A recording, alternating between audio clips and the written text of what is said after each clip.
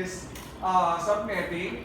So the first thing that we need to do is, of course, deal with subnetting. Okay. In this activity, we have here our instruction. As I always mention to my class, maximize the topology and then set aside the instruction. This is our instruction, and always keep your instructions to be on top of the topology. Okay? In order for you to have a control within the whole activity. In this activity, you are going to encounter classless IP addressing by means of subnetting and basic device configuration. Okay, so we are going to use CLI or command line interface for device configuration. We need to have a basic knowledge in server functionality, like for example, HTTP, FTP, DNS, and so on and so forth. Okay. Afterwards, we are going to do some static and default routing. Then console and remote access will be also utilized in this activity. Okay. So the first thing that we need to do is consider the addressing table. That will be based on the computations that we are going to use or do later on. Okay. So task number 4, we have to read this one. Do it by yourself. Then task number 1, we need to do some VLSM. Okay. So in VLSM, guys, we are going to have this one. Okay, for now, I'm going to set aside the instruction to focus more on the subnetting. Okay, so for our subnetting, we have here SN number. Okay, then we have here the network address, first usable, last usable, broadcast address, then subnet mask. So we have here 30 subnets. If you are going to consider 30 subnets, that will fall under 32. 256 divided by 32 is equals to 8. Okay? If you are going to just calculate it, we may come up with the same answer. So in this case, we have here the magic number of 8 to be multiplied with 2 with respect to our SN number. So in this case, if we are going to do class A, therefore the incrementation takes place on the second of 10. So 2 times 8 is 16. For the first usable, we are going to have here 10, 16, 0, 10, 16, 0.1. Okay. For the last usable, we are going to consider SN3. 3 times 8 is actually 10, 24, 0. Okay. So in order for us to get the last usable, we are going to deduct 2 within the next network address, which is 10, 24, 0. So we are going to use 1023.255.254, 1023.255.255. Now let's proceed with SN6. 6 times 8, 48. Okay, 10, 48, 0.1 for the first usable. And then again, that's what we have done. We are going to consider SN7 for the next network address of SN6. 7 times 8 is 56. Okay, again, we are going to deduct 2. So we are going to have here 55.255.254. Then we have here 10.55.255.255. Now, with respect to SN11, that is 10.8800, then 88.0.1. Then SN12 will be 96 minus 2 for the next network address. That will be 95.255.254. Then 95.255.255. For SN19, 19 is 19 times 8. 10 times 8 is 80. 9 times 8 is 72. So 152. So 10, 15200.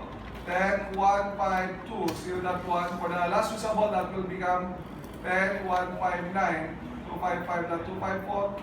Then 159.255.255.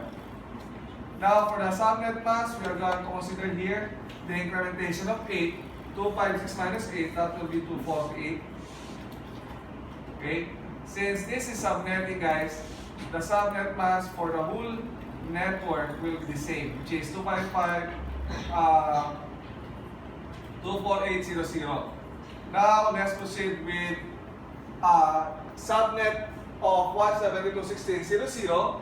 In this case, we are going to have 13 subnets. By the power of 2 method, we may proceed with considering 13 subnets into 16. So 2 times 6 divided by 16, which is always also equals to 16. Now, we are going to consider 172.16.00 as our network address. So we have here 1 as our multiplier or our magic number 16.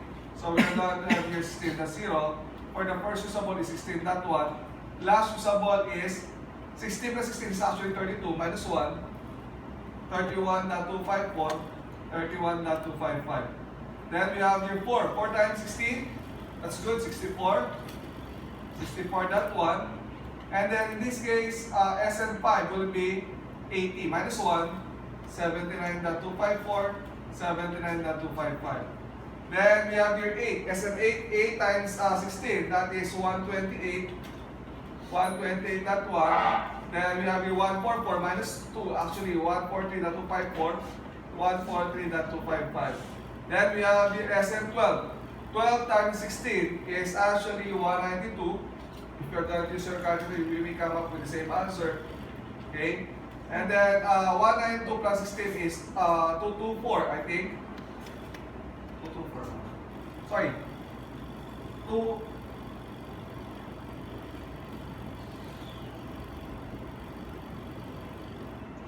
Calculator. Ayan. Calculator. Okay.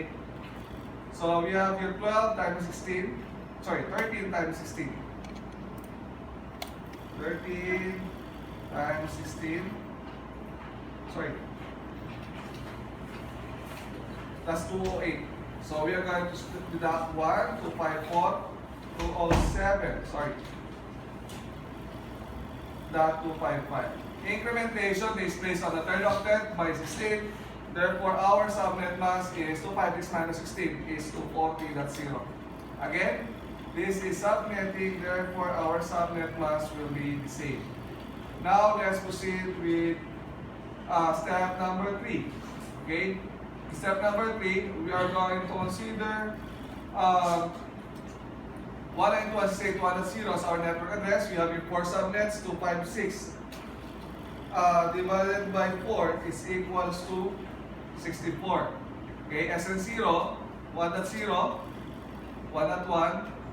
First usable, 64. 1 times 64 is 64. First usable, plus 1, 65. Then 128.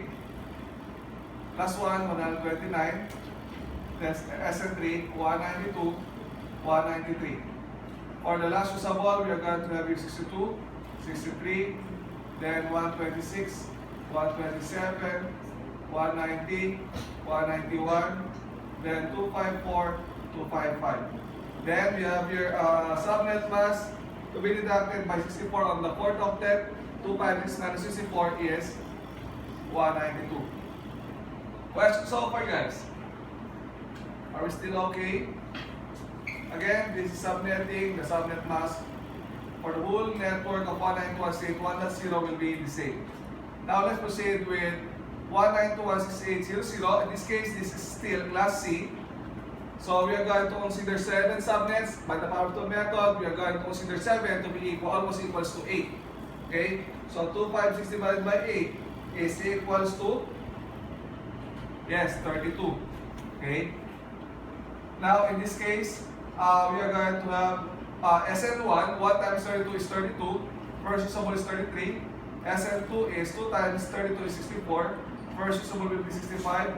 SN3, 3 times 32 is 96. First usable is 97.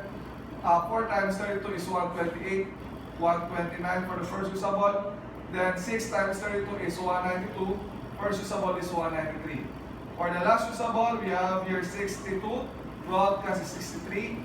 We have here 94, 95, 126, 127. This case is 1.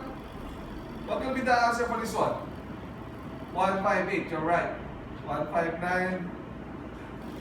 So we have here 192 plus 32 is 224. Minus 2 is 222. broadcast will be 223. Okay? For the subnet mask, incrementation takes place on the fourth octet by 32 to 5 minus 32 is 224. Okay? Again, for the fourth time, we are going to consider the same subnet mask since this is subnetting. So far, do you have any concern? Okay. So, I think we may proceed in task 1. Task 1 is actually cabling within your device. Okay? So, I return back the instruction. In this case, we are going to have it here. Now, ISP. I'm going to introduce to you a new type of cable, which is serial. In this case, serial DCE will contain clock rate. Clock rate is 64,000 in this case, and that means which device you are going to attach first. Okay, so this is the cabling, guys. And then, sorry, I'm going to turn back the instruction. This is the serial. Oh, wala. Yeah. Okay, so we have here the serial DCE. Okay, the first device that you are going to attach will be considered the DCE. In this case, S00 for ISP. Okay, this is ISP S00. Okay, will be connected with HQ S00. Okay, HQ S01 DCE. Okay, then we have it here S01 will be connected with R1 S00, R2, S02, S00 for R2.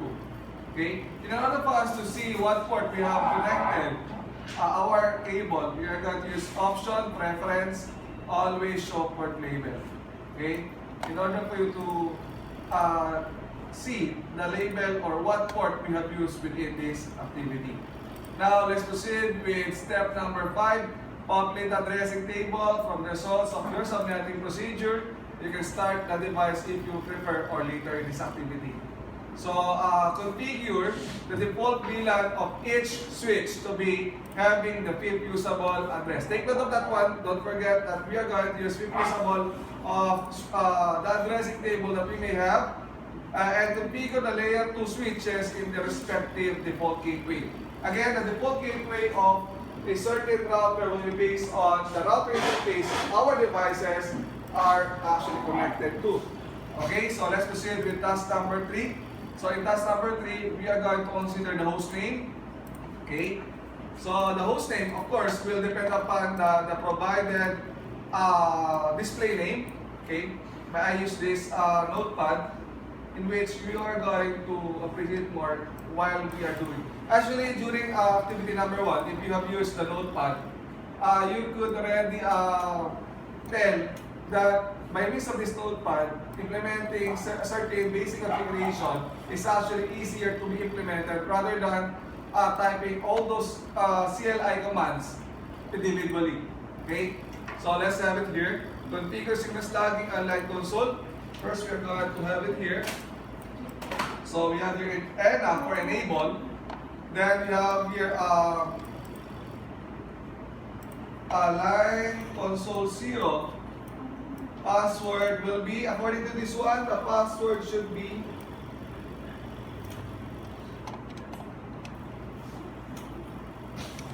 okay, first name.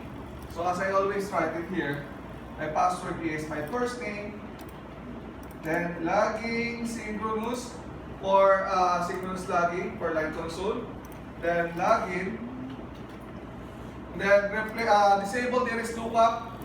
The purpose of having DNS lookup to be disabled, sometimes you have configured a certain device, which is, sorry, I need to put an end device connected to these routers in order for us to configure it properly by having console cable, then connected to our RS-232 console.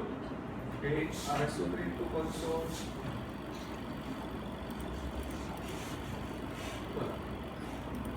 Okay, console.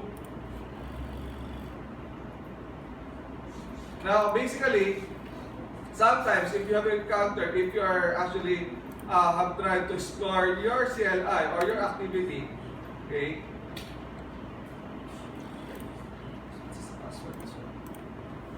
Cisco 1. Sorry.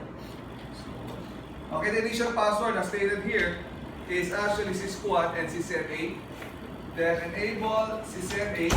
So, if you are actually trying to be exploring things out in this activity, sometimes you have tried to input an invalid command. In this case, I have typed DSFA, in which we are going to encounter this one. If you have encountered this one, the thing that you should do is to type Control-Shift-6. Okay? Or you may tend to wait for a certain period of time that translating moment of that device will end up. Okay? So the device is actually looking for a certain equivalent command for that specific scenario.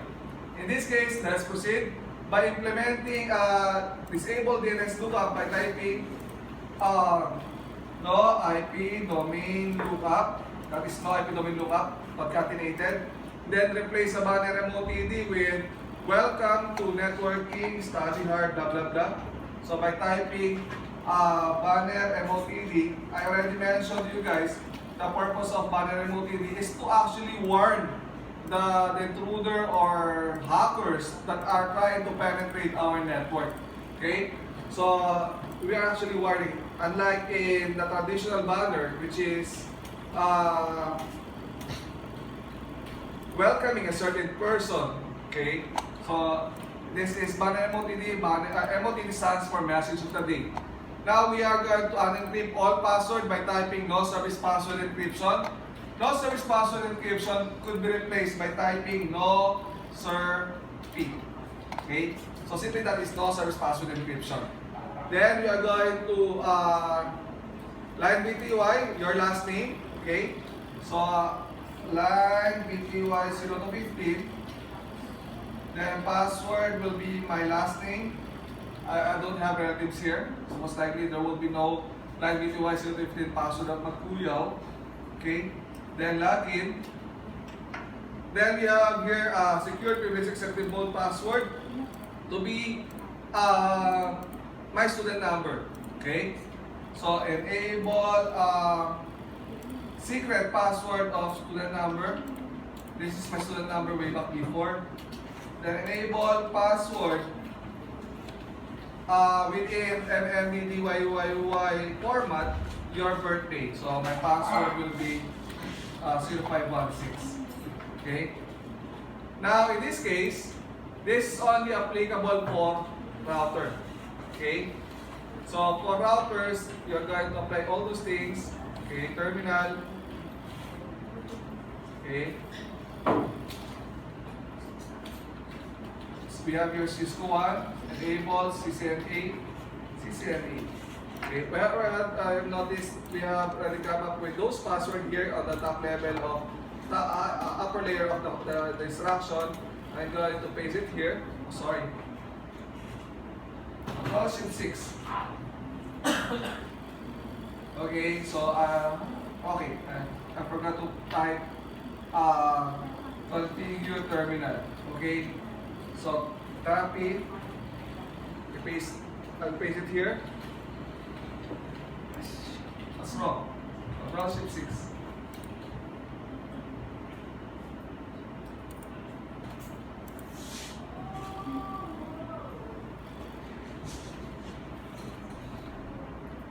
Okay, that's good.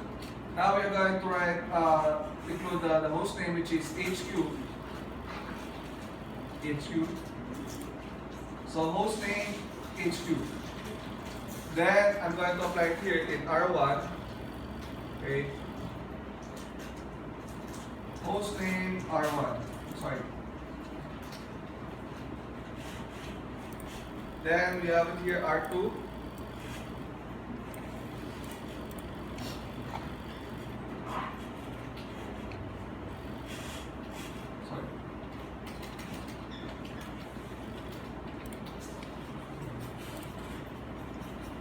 Hosting R2. Then okay.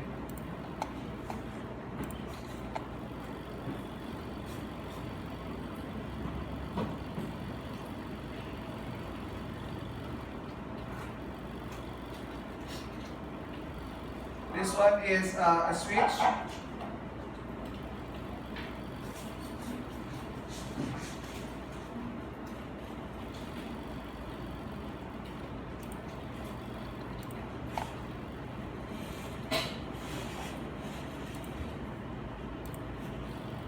Okay.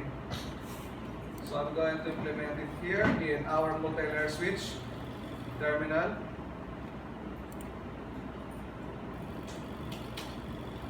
Cisco 1, enable, CCNA, then base. As you have observed, this one is a switch. Okay? This is actually a multi-layer switch or a layout A switch. Okay, can you turn off your monitor, guys? Okay? So we already have 13%, 21 minutes already expired. That's actually including the computation of the LSL, I mean the subnetting. Now let's proceed with, of course, the ISP. Okay, terminal.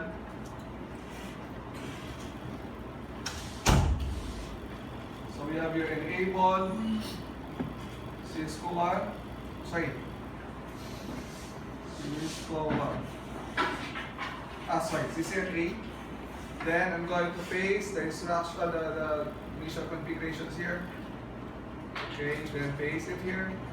Even in actual device, this is actually very helpful. Now, let's proceed with the addressing. Okay, in this addressing, guys,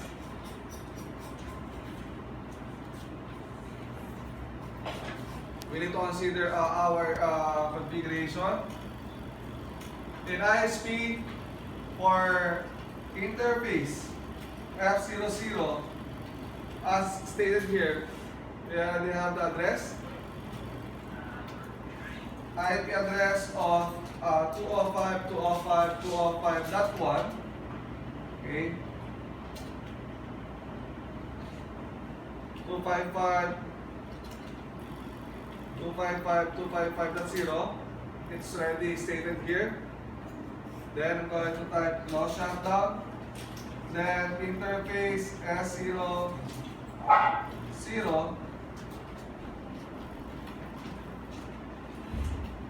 IP address of, that is S00 is actually, guys, towards HQ. Okay, that is already included here. According to this one, that is last usable. The last usable is 0.62.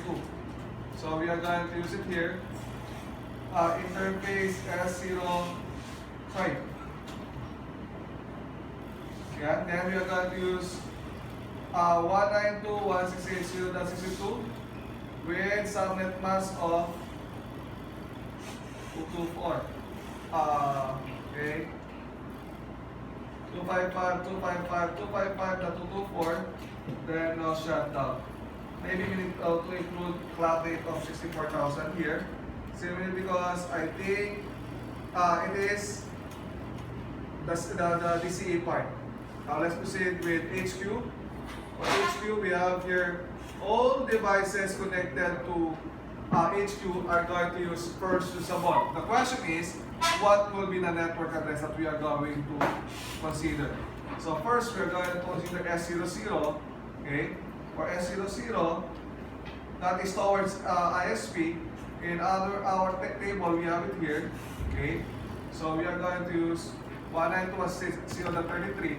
Okay, so IP address of, okay, with respect to 255.255.254 network address, subnet mask, then we need to type no shutdown. Observe that our link is actually in our LED indicator is actually red. Upon entering no shutdown, it will be activated. Now let's proceed with referring to the table, HQ to R1. Okay, this is HQ to R1, S01. So interface S01. Now we are going to consider 0.65 as our first usable address, which is applicable to our S01 of our router 65. And enter. Then now shutdown to activate the interface. Then may we proceed with S02, that is, before I proceed with that one, I will implement clock rate. CL space R is clock rate. If you don't believe me, try to type CL, then tab, then R, then tab. It will be proceeding to clock rate. Okay, 64,000 as it is actually included on the instruction. Now we are going to proceed with S02. Okay, S02 then with network address, first usable of 192.168.97. So we are going to replace 65 with 97. Okay, then now shutdown. Okay, then we also have your F01 for HQ, F01. Okay, then that is towards MLS 129. Okay, we are going to replace 97 with 129. Okay, then clock, clock rate, no shutdown. Okay, then afterwards we need to consider towards HQ LAN. HQ LAN is already here. We need to configure F00. Interface F00. Then with respect to that network address, that is, by the way, 193. We are going to replace 129 bit by 193. Okay, then no shutdown. Okay, so if you're going to observe this one, it's almost all lit with red. Green. The reason why this interface are actually lit with red is simply because it is still deactivated on the other side, which is R1, R2, and MLS. So let's proceed with R1. Okay, so for R1, S00 will be last, then the rest will be first usable. Okay, so we are going to use interface S00. Then we have it here, that is HQ to R1. I'm going to use slash usable 192.168.34. So IP address of 192.168.94. Okay, with respect to the subnet mask of the network, which is 224. Then no shutdown. If you're going to look, you have seen that the indicator is already been changed to green.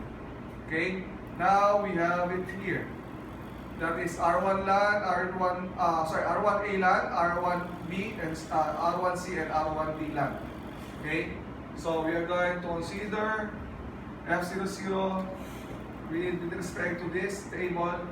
We are going to have interface F00, IP address of 10.16.01 here. First usable. So we have your 10.16.01 with 255.248.00 as our subnet mask. Then we are going to type no shutdown. Then if you are going to check, our interface has been activated. Now let's proceed with interface F01. We are going to use 48.0.1 as our first usable address. Okay, no shutdown. Then interface F10 88.0.1. We are going to change this one to 88. And now shutdown. Then F11, interface F11, we are going to use 152. Okay, so we are going to change 88 into 152. Then now shutdown. Okay, so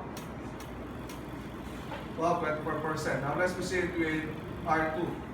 As what we have done in R1, we are going to do this, almost the same with R2. So interface F00. Let's start with interface S00. Okay. So last usable, that is HQ to R2, 126. Okay. So IP address of 192.168.126.255.255.254. Now shut down. Then interface F00 IP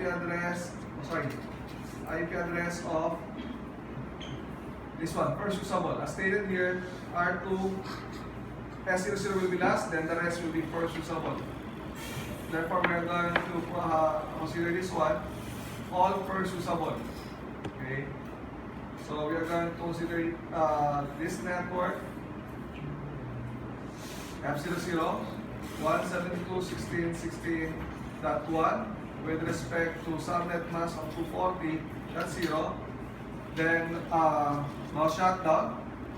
Then F01, that is 64.1. Now shut down. Then interface F10, that will be 128.1.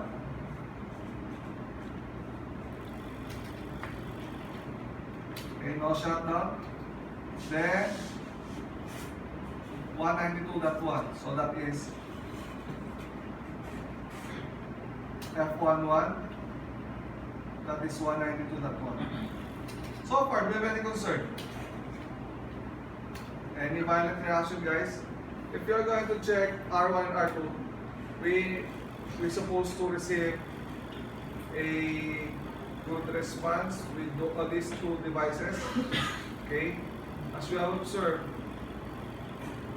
it's almost perfect, except of course with the routes. We have not yet configured these routes. Ito, we are going to focus on this one. Now let's proceed with MLS. Okay?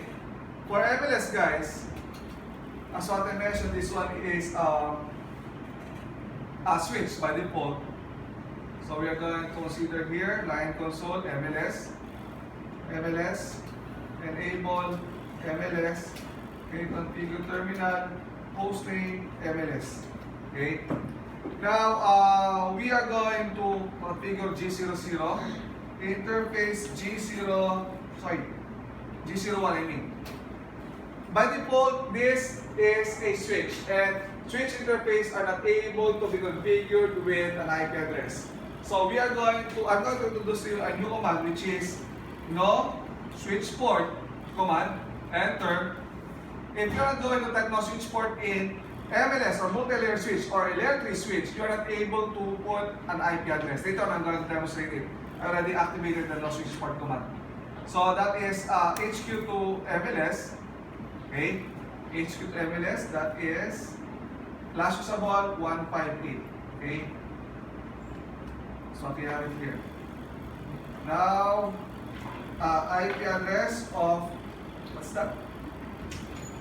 192.168.0.158 with respect to the subnet mask of 224.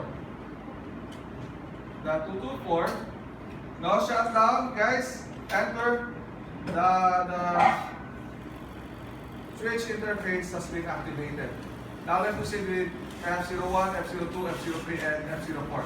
As what I mentioned, guys, you need to activate the switch port.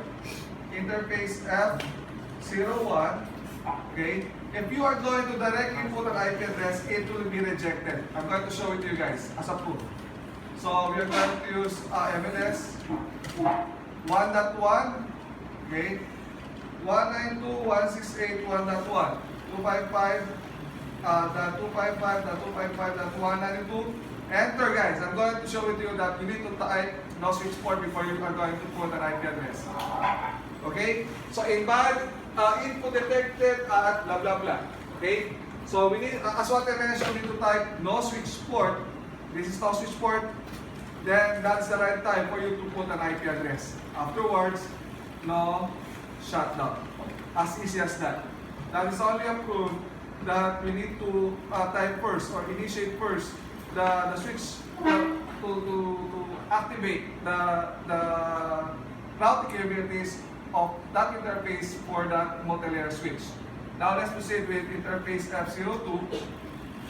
For F02, we are going to consider 65. 192.168.1.65 as our address. So I'm going to change 1 into 65. We need to type again the no switch port. Okay? Then the address, no shutdown. Akala nyo sinasadya. No? Sinadya ko yan para makita nyo lang na kailangan natin mag-no switch port. Lusot na. Interface F03. In this case, we need to type 129. Okay? As our address. Okay? Again, you need to type no switch port. Then, the address. Then no shutdown. Then let's proceed with interface F04. And then, what's the address? 193. Okay? Instead of 129, we are going to type 193. Oh, okay. That's what I mentioned. You need to type no switch port. Siyempre, kasama sa yan. Kailangan talaga no switch. Pinakita ko lang sa inyo ng 4 na beses. Okay? Then, no shutdown. Activate the interface. Okay? By having that, we already come up with 34%. Sure, 34% pala. Kaya na pa tayo gumagawa. Don't worry guys. Malapit na yan. Malapit eh. Now, let's continue with HQLAN. For HQLAN, we have it there. DNS, for the DNS, we are going to use this one. The address for HQLAN, based on our table, HQLAN is 192.168.193 for the first usable, 192.168.0. For DNS, that is third usable. Kung 193 ang first, 193, 194 will be second, 195 will be the third. So we are going to use 195. And then the subnet mask is 255.255.255.224. The default gateway is 192.168.0.193 first usable. Then, every time na may hihingi ng DNS server, we are going to provide 192.168.0.195 as our DNS server. Okay? Later on, we are going to utilize the capabilities of this server. Okay? We are going to move with TFTP. TFTP is port usable. Okay?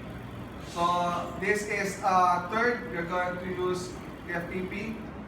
Then, 224, 193, then DNS. Okay?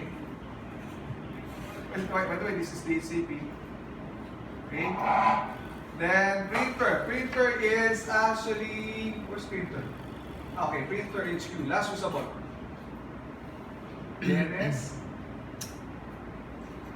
Okay, the device already have its own corresponding. Then admin is second usable. Second usable. So, second usable is 194, 224, 193, DNS. Are still with me, guys? Yes, sir. Okay, that's good. Now, in this case, guys, we are going to address all PC1 of R1, R2, and MLS network with last usable. Only R1. Okay? So we are going to have it here, R1, desktop. I'm going to use this one. Okay?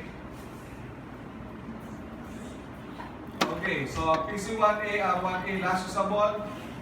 So ang mali is yung subnet mask, which is 248. Okay? Then DNS. Going to close this one. Proceed with R1B. Okay? Okay, R1B. So 10, 55, 255, 254. Then 248. 10, 48.0.1. DNS. R1C.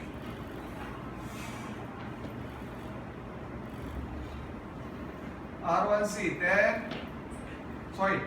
10.95.255.254. Then we have here 248. Then 88.0.1.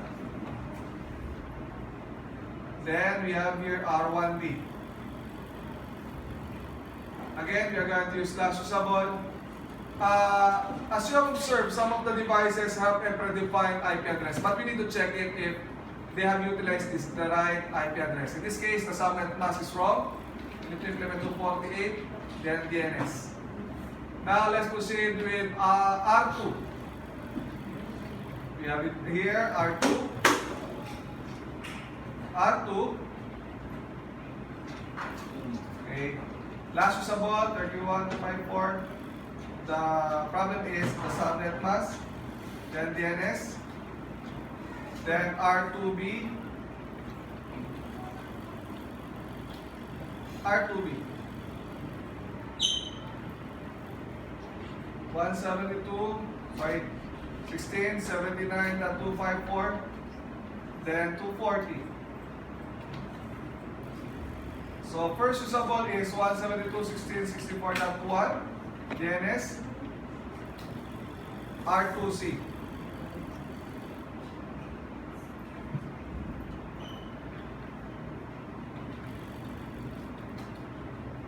Last usable, 172.16.143.254, 240, 172.16.128.1, DNS, then R2D. Okay, let's check. Last usable. Okay, 240. DNS. Then let's proceed with MSA LAN.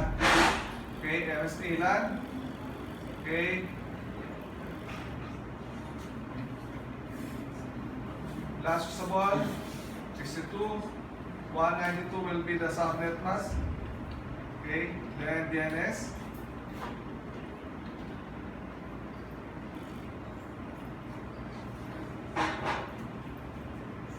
I'm going to check it here, which is MLSB 192.168.1.126. 192 will be the subnet mask. 192.168.1.65 for the first usable. Then DNS, then MLSC, desktop, okay, MLSC, okay, 192.168.1.190, 192, 192.168.1.129, DNS, then let's proceed with MLSD. Are still alive? Patay na siya. So we have it here 192. We are still doing great. Okay. So by looking in our activity, we already have 53%. Wow, that's good. Okay. Okay, that's good. This activity is actually already almost 10 years. Okay, later on you're going to, this activity has been created way back before when I'm still connected with my alma mater, which is AMA University.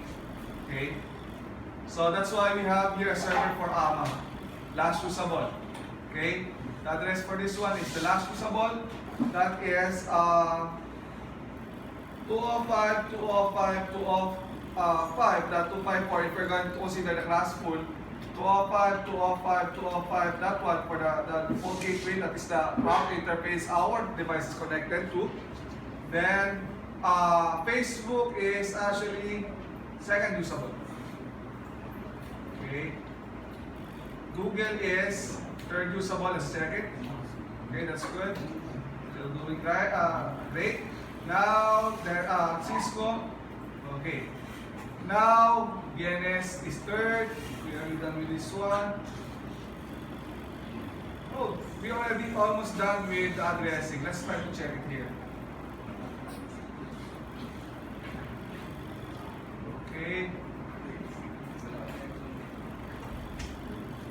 Now we need to include AMA and FB in our DNS. So let's proceed with DNS server. The DNS server is actually in HQ LAN. We need to configure the DNS server. Considering we need to include Facebook, that needs to be configured as FB. Add. And then AMA is last usable, which is 254. It's actually included in the instruction.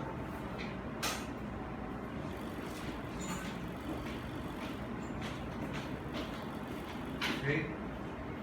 Check result. We are already done with our DNS. HQ S02, we forgot to configure the traffic.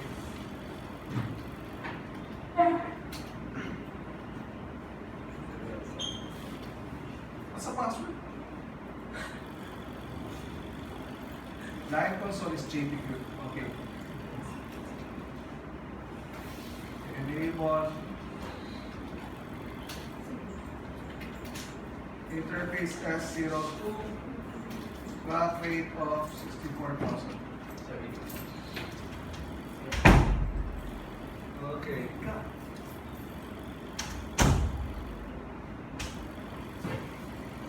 Paano removing the MLS?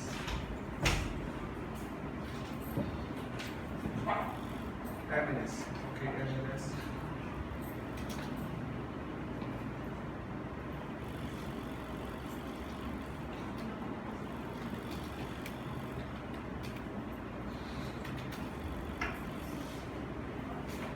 What is the banner MOPD of MLS?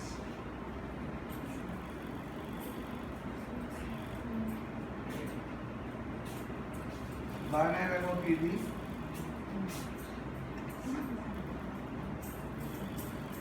Then service password encryption. Okay.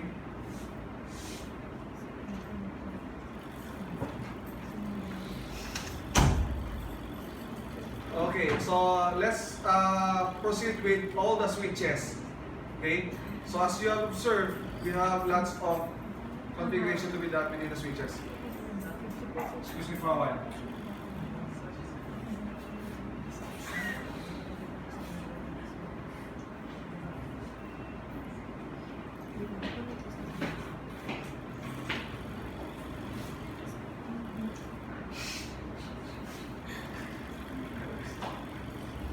Okay, now let's proceed with MLSA, guys.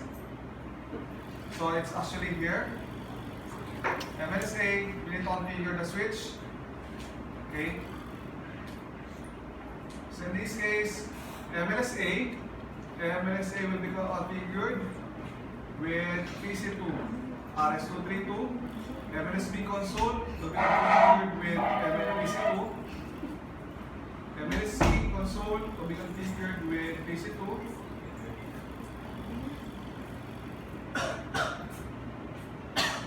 Okay, so let's put it this way. So we are going to change MLSA, SWMLSA. So we need to type SW_MLSA for all the password.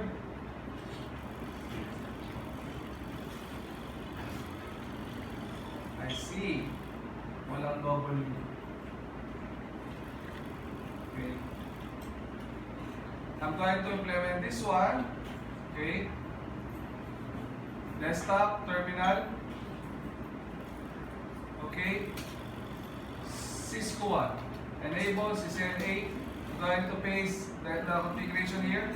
Hostname, switch, hostname, switch, or SW, MLSA. Okay. So interface VLAN 1, IP address of PIP usable. This is switch ISP. Okay. Going back to our table, PIP usable, where's it? Okay.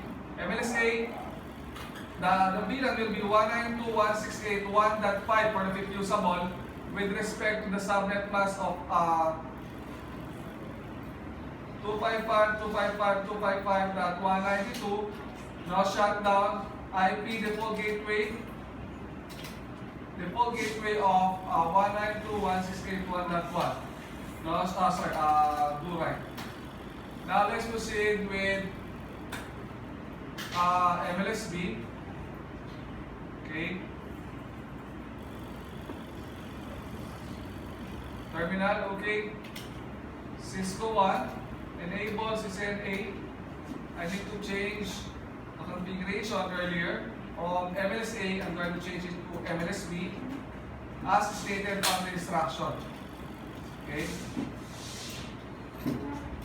Now I'm going to copy this one, then paste hostname switch MLSB. Interface VLAN 1 IP default IP address of. Where's our instruction? Sorry. So we have it here. Clip usable of MLSB. If 65 is the first usable, what will be the clip usable? 65, 66, 67, 68, 69. 192.168. 1.69 will be the clip usable with respect to subnet mask. The subnet mask is 192. That's 192. Now shut down IP default of 192.168.1.65. Okay, so we are going to save it, do right. Then let's proceed with MLSC.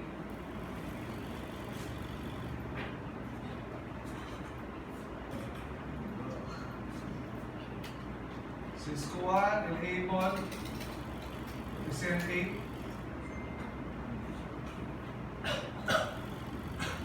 I'm going to change this one to MLSC.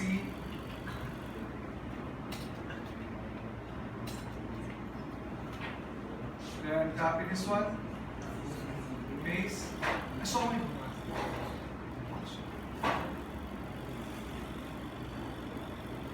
Ito, yung isa. Nagkamali na tuloy yung password. Hostname switch MLSC.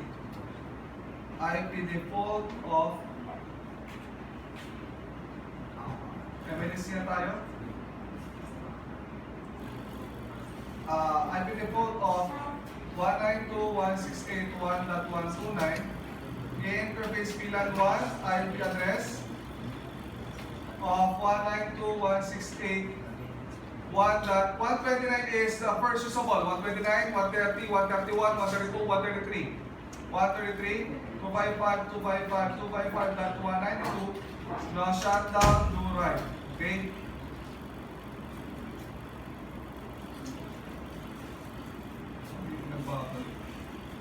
Balik ko lang yung password ng isa kanina kasi napatungan ko hindi para sa C.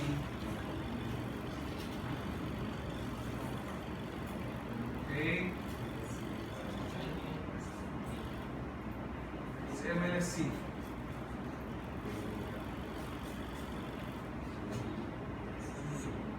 MLSC naman siya. Si MLSB. Yan. Paste ko lang dito sa grid. Then, MLSD na tayo guys.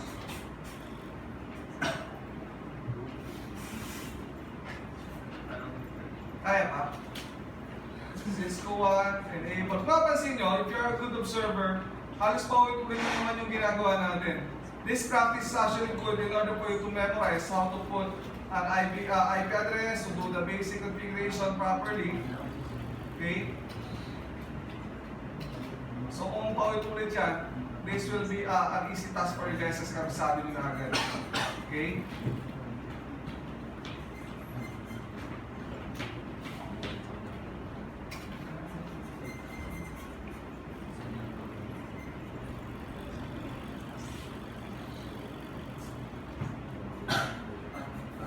Okay?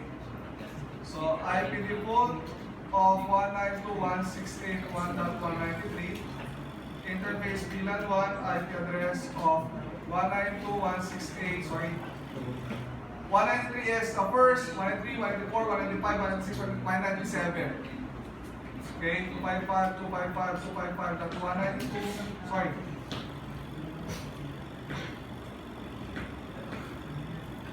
MLSB ako. MLSB na, sorry. 192.168.1.193. Interface VLAN 1, IP address of 192.168.1.197.255.255.255.192. Now shutdown to right. Napatungan ko na naman siya. MLSB. MLSB. This is supposed to be IP default of 192.168.1.65.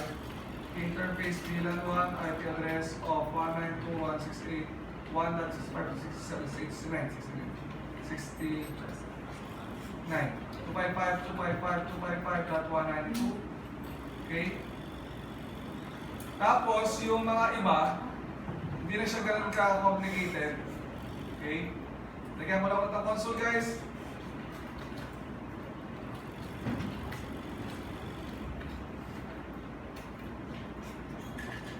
Console.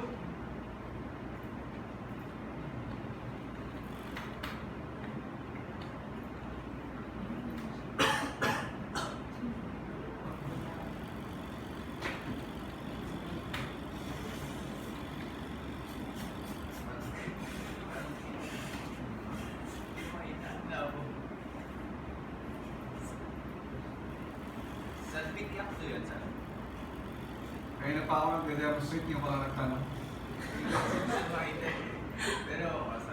Most likely, you came to this class late. Right?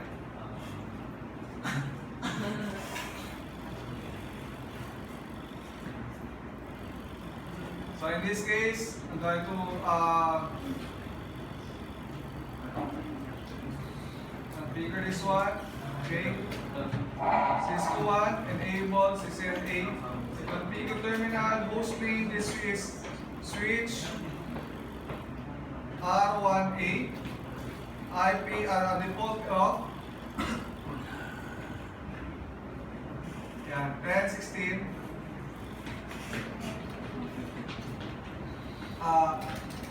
Interface VLAN 1, IP address of 10.16.0.5. With respect to the corresponding network address. Now let's proceed with R1B.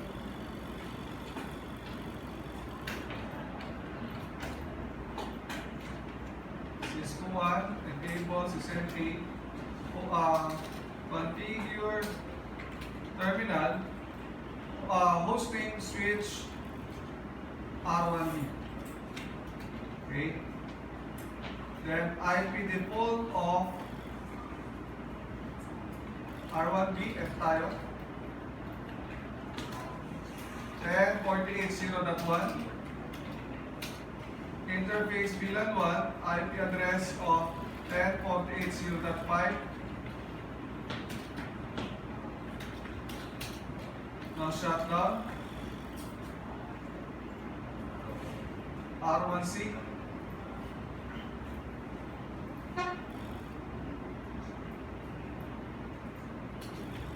Cisco 1, enable CCNA, configure terminal, hostname switch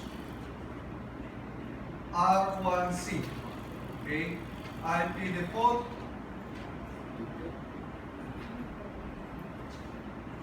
10.88.0.1. Interface VLAN 1, IP address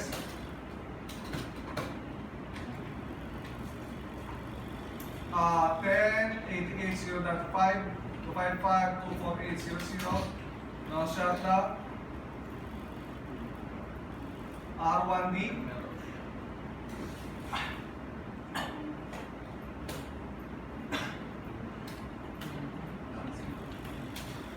Cisco 1, enable CCNA, configure terminal, hostname switch R1D, IP default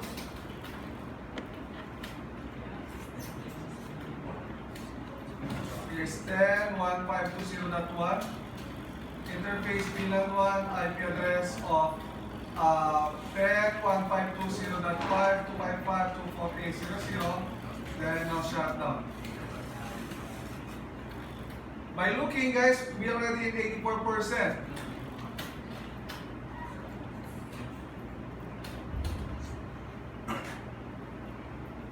Okay. Terminal. Okay.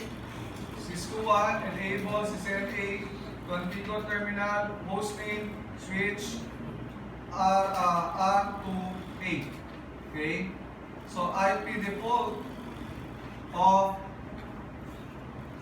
R2A 172.16.16.1. Interface VLAN 1 IP address of 172.16.16.5. Sorry, 5. 255.255.240.0. No shutdown. Then R2B.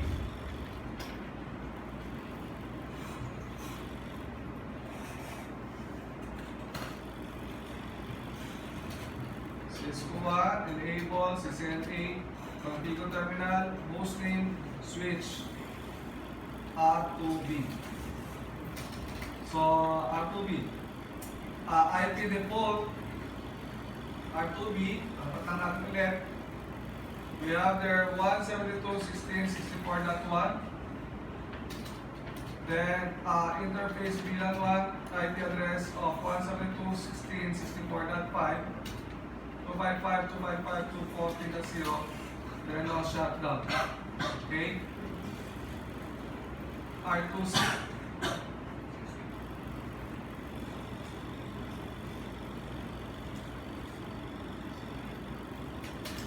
Cisco 1 enable CCNA configure terminal. Hostname switch R2C. IP default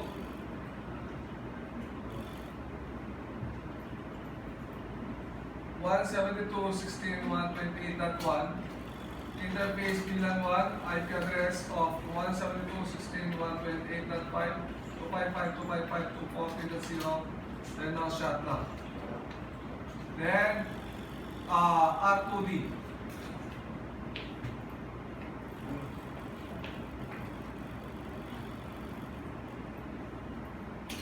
Cisco 1 enable CCNA configure terminal. Hostname, this one is switch. R2D. IP default of 172.16.192.1. Interface VLAN 1 IP address of 172.16.192.5 255.255.240.0. Now shutdown. Okay, so by looking, we are already 90%, guys. Check natin what is the problem within this activity.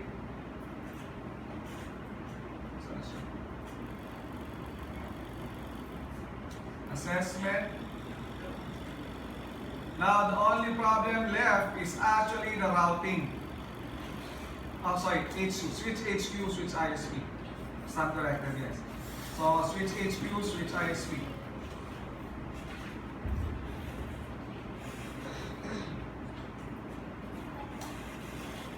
Servers could not be used as a console, guys. Okay.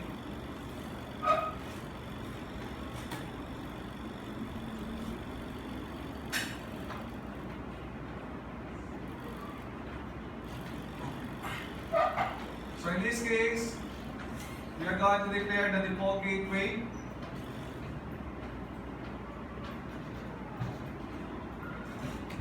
So Cisco 1 enable CCNA configure terminal, hostname, switch, ISP.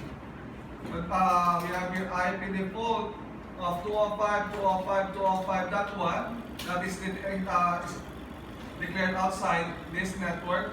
Interface VLAN 1 IP address of 205.205.205.5 255.255.255.0. Then now shutdown. Then let's proceed with HQ. It's already here inside. we may tend to use admin as our console. Okay. Then, terminal. Okay. Cisco 1, enable, SysNA, configure terminal. Host name, this one is switch HQ. Okay. IP default of 192.168.1.193, I think 193, 194, 195, 196, 197 for the default key, the interface VLAN 1. IP address of 192.168.1.197, 255.255.255.224. Now shutdown. Now, the only concern left is actually the routing. Based in this instruction, page 4, configure static route on ISP to reach R1, R2, and MLS. So, ito si ISP, we need to configure this one. The password is JPHM. Configure terminal, enable. Student number. Configure terminal, IP route, guys. IP route, we are going to connect to R1, R2, and R3, MLS, by means its own classful address. Yung classful, guys, nalala niyo yung classful? So, and then, use exit interface, guys. So, that will be 10.0.0.0, 255.0.0.0. Then, exit interface, guys, is the interface of the switch, which is S00. So S0/0. Then afterwards, we are going to use IP route 255.255.255.255.0 S00. Then IP route, which is your MLS. MLS have 192.168.1.0 network. So 192.168.0.0. 1.0. 1.0. 255.255.255.0 S00. Okay? Now let's proceed with R1. For R1, R2, and R3, configure static route on R1, R2, and MLS to access HQ LAN. Okay? Then, in order for them to access each other. So we are going to use so we need to enable your student number, configure terminal, IP route. HQ LAN is 192.168.0.192 with subnet mask of 255.255.224, I think. And then from R1 to HQ LAN, the next sub IP address will be the address of S01. The address of S01 that you observe here is 192.168.0.65. So in that case, we are going to type 192.168.0.65. Now, we need to proceed with R2. So we need to type R2 is 172.16.0.0 0.0. Then for R3 is 192.168.1.0. Okay. R2 will be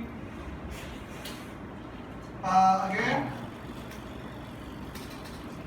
student number, configure terminal, IP route 192.168.0.192 for the network of HQ LAN 224. And then this time, the next hop IP address from R2 to HQ will be S02. S02 is 192.168.0.97. Okay? So 192.168.0.97. In order for us to connect to to R1, we need to use the class pool, which is 10.0.0.0. Then with the subnet mask of 255.0.0.0. 0. Then our MLS is 192.168.1.0. Okay. 255. Okay. What else? Now let's proceed with multi-layer switch. Okay. So this one is MLS. Enable MLS. We have your configure terminal. So before you could type any routing, you need to type first IP routing. Okay, after type IP routing, it's the time you could use IP routing commands. So we have your IP route. First we need to proceed with HQLAN, which is 192.168.0.192, 255.255.255.224. Sorry. The next sub IP address will be the address of F01. F01, if you have observed, we have your 192.168.0.129. So 192.168. What's that?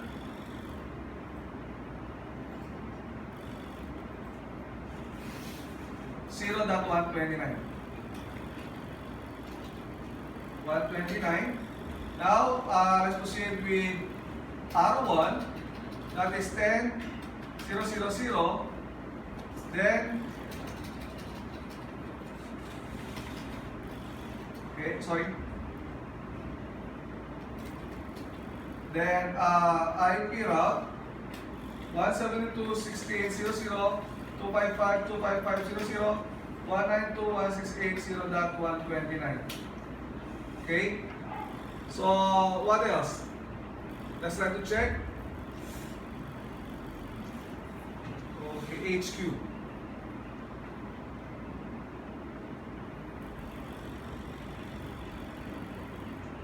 So, switch HQ. Switch HQ. What's the problem with switch HQ? 193, 194, 195, 196, 197.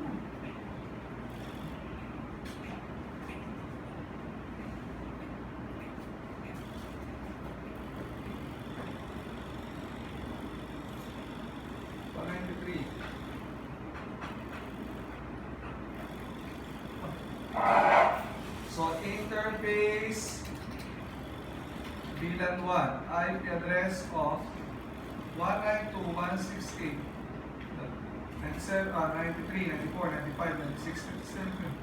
Mali. Check lang ha. Dapat tama na yung switch HP na to. Default gateway. IP default gateway of 192.168.1.19. Mali. Sorry. 0.193. It's supposed to be 0. Then, interface VLAN 1. IP address of 0.197. Kaya pala mali. Okay. 99. What's actually the problem is? HQ. Then, the route. Okay. This one. This will be quite easy this time. So, JPQ, enable, to the number, configure terminal. This one is IP route, default static route, guys. If you have heard the default static route command, that is quad 0, 0, space 0, and then according to this one is okay, this one. Next up, IP address. So from HQ to ISP, the address of ISP S00 will be 62. 192.168.0.62. Okay? So 192.168.0.62. Then IP route, sorry. Do copy run start. Do copy run TFTP. 192.168.0 dot. What's the address of the FTP server? 196. 196. The username is HQ. By that time, 100 na siya. Okay? Question? So, you may start on doing the activity.